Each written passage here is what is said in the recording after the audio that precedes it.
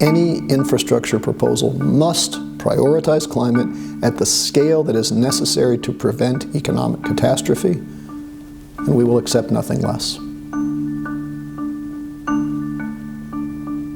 Right now in Washington, we have a narrow window to tackle the climate crisis. But this isn't just about protecting our planet. It's about growing our economy. So it's time we set the record straight about the false choice between our morals and our wallets. Because combating climate change before it's too late is a massive economic opportunity.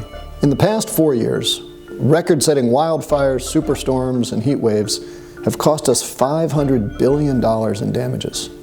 This year, 90% of the West is already in drought, and it's early in the summer. It's clear that inaction will only worsen that economic pain. Like COVID-19, climate change is a threat multiplier to our economy. The earlier we respond, the less costly it'll be to protect American families and businesses against its most devastating impacts. But the longer we wait, the more expensive it'll be to respond at the level we need to, and we will have incurred billions in damages to our infrastructure, environment, and public health along the way. So moving quickly to avert this crisis will help us avoid a lot of economic pain. But at the same time, moving quickly to invest in clean energy infrastructure will bring about massive economic gain. Think about it, every solar panel we build makes it cheaper to keep your beer cold and your shower hot. And $1 million spent on clean energy in the United States generates more than twice as many immediate jobs as $1 million spent on fossil fuels. It is a win-win. Our entrepreneurs understand this.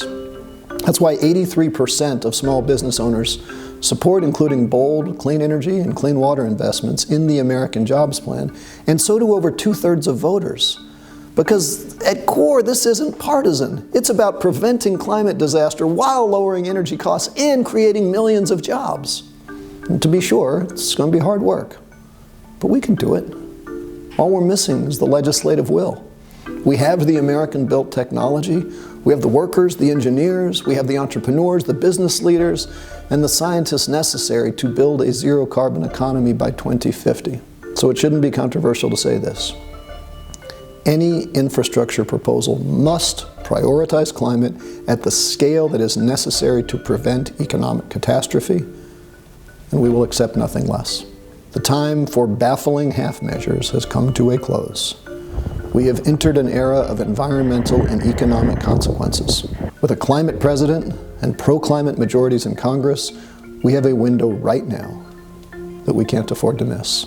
Right now, it's all on Congress to pass legislation that tackles the climate crisis at the scale and urgency scientifically necessary to turn this ship around before it's too late, and to seize on our chance to usher in the greatest wave of market-driven job and wealth creation in a century, to ensure that the United States owns the $23 trillion and growing global market for renewables and efficiency, and build a stronger economy. A few years back, a friend told me that in the end, the only thing that matters is if our children are proud of us. They won't judge us by our procedural constraints or whether we were bipartisan. And they won't tolerate any excuse that we settled for the politically possible if that falls short of what's scientifically necessary. If they are to be proud of us, we have got to lead. That's what this moment demands of us. Because while the best time for climate action was 30 years ago, our last chance is now.